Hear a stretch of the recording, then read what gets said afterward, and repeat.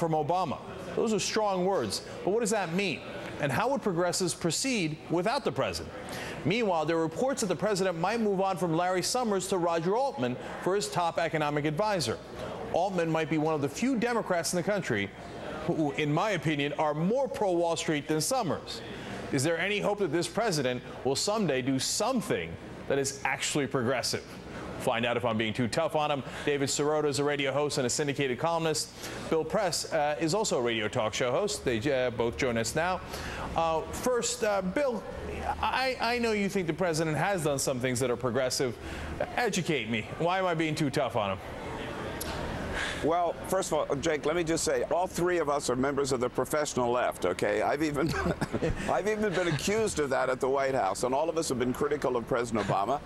I don't think, as lefties, that we can be too tough on him. I think we have to keep the pressure on, give him credit when he's right, but really keep the pressure on when it looks like he's caving in. I've been disappointed, like you have, on many fronts. In the end, though, I think you also have to accept that he's had zero cooperation from Republicans, zero cooperation from a lot of Democrats. He's only been there 20 months. He inherited a mess.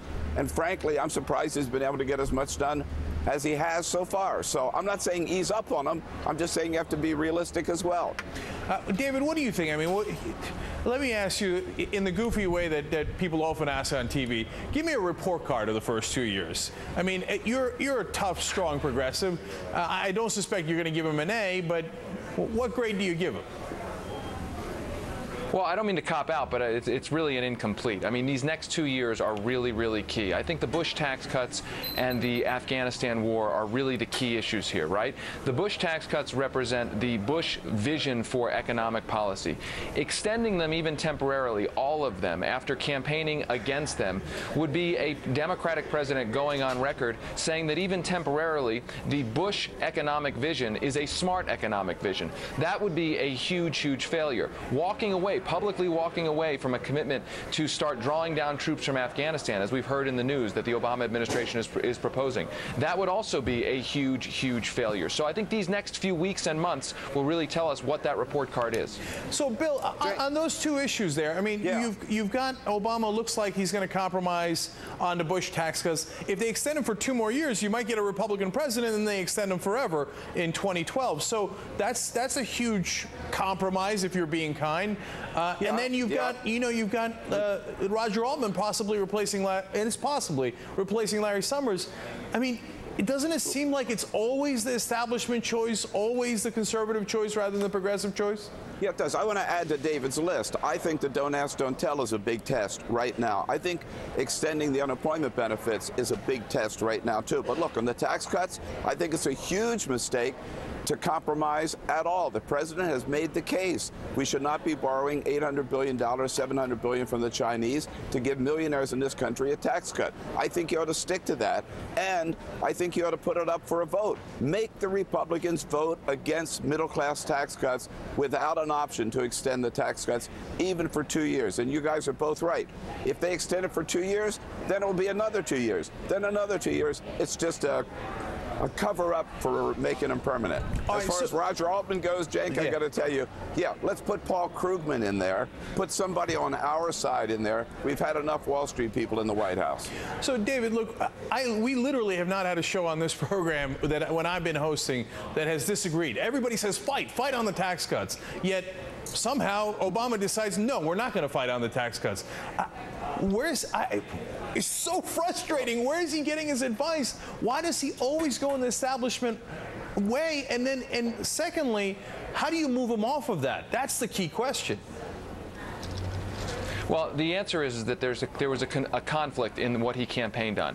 He campaigned on the most progressive presidential platform in a generation, and he also campaigned on a promise of bipartisanship. Ultimately, the Republicans were never going to accept a progressive agenda, the agenda that he campaigned on. So he has decided to prioritize, quote-unquote, an attempt at bipartisanship over his key progressive promises. Why is that happening? I think for two reasons. One, the culture of Washington says that Democrats, and particularly progressives have to capitulate to Republicans. That's the media and political culture. And also, you have to look at money. Look, this is a president who raised more money from Wall Street than any presidential candidate in American history. So he's got those two forces pushing on him. And then the third and final point is this. He is not afraid of his progressive base. He's not afraid that progressives are going to push him, are going to primary him, are going to primary members of Congress who capitulate with him. That's part of the dynamic here.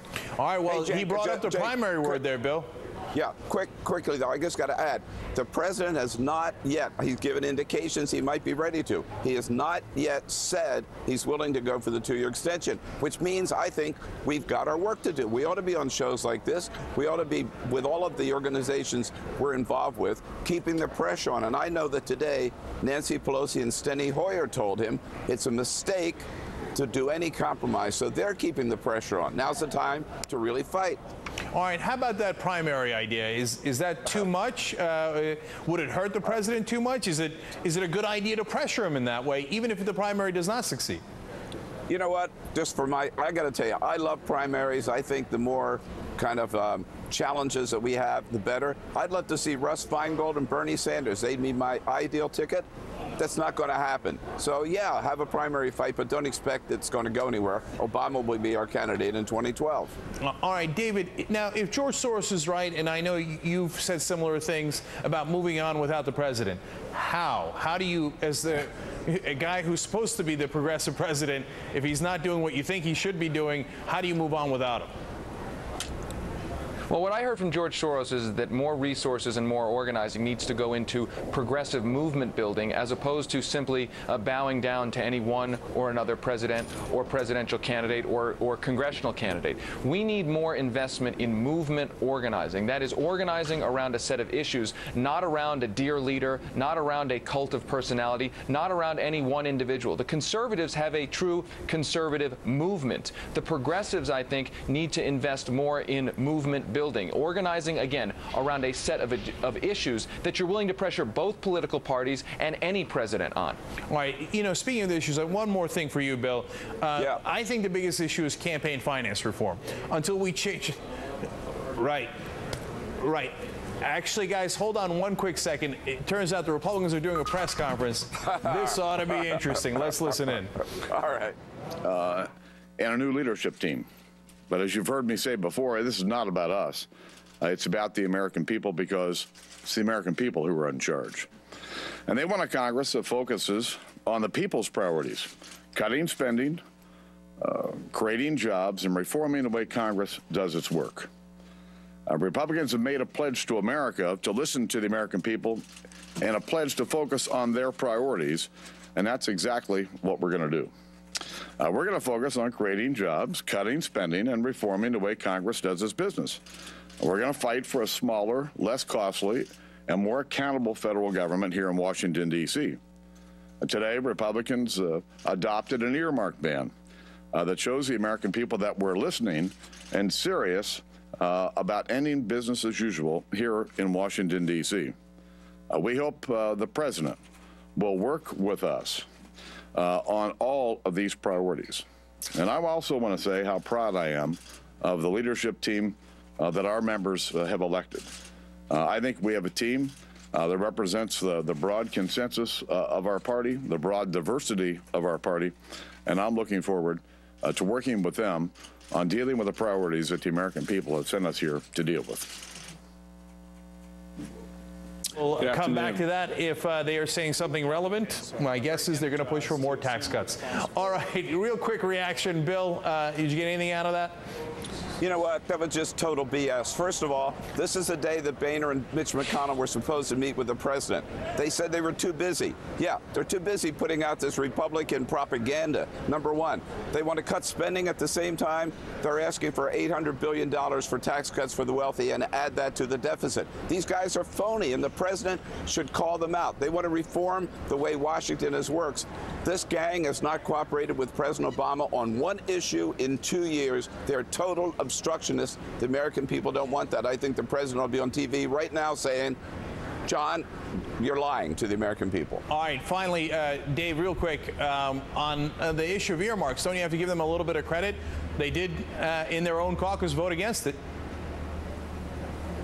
Well, my take on earmarks may be a little bit controversial here, but I'm not for a plan that takes spending power out of the United States Congress and gives more power to the executive branch. A ban on earmarks, as opposed to transparency in spending, transparency in earmarks, I think is just a huge power giveaway to the president and a trampling of the Constitution. This is a distraction from where the real problem is in our budget: the defense budget, tax breaks for the rich, as Bill said, and corporate subsidies and the like. Earmarks are not the spending problem right now. David, you're absolutely right, and I just made that point to Robert Gibbs in the briefing inside. You're absolutely right. All right, David Sirota and Bill Press. No question about where you guys stand. Thank you for joining us. All right, Cenk, thanks. All right, now up next, a rebel yell by a Tea Party politician actually works. Why South Carolina Senator Jim DeMint might be the real leader of the Republican Party. Plus, if you ran for president, could you beat Barack Obama? I believe so. It's her strongest words yet about a potential presidential run. But how does Sarah Palin get where she is? And is she for real? We'll break down the Palin machine. 744 million stolen by Alexander